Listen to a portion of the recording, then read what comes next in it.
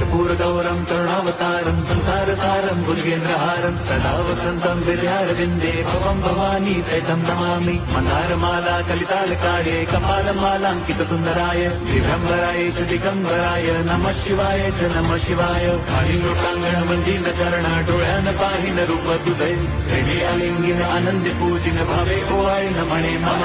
त्वमेव माता पिता त्वमेव बन्धुश्च सखा त्वमेव विद्या द्रविणं त्वमेव सर्वं मम देवदेव। कायेन वाचा मनसेन्द्रियैर्व बुद्ध्यात्मना वा प्रकृति स्वभावात् करोमि यद्यत् सकलं परस्मै नारायणायति समर्पयामि। अच्युतं केशवं राम नारायणं कृष्णदामोदरं वासुदेवं हरिं श्रीधरं माधवं गोपिका वल्लभं जानकीनायकं रामचन्द्रं भजे। हरे राम राम राम हरे हरे, हरे कृष्ण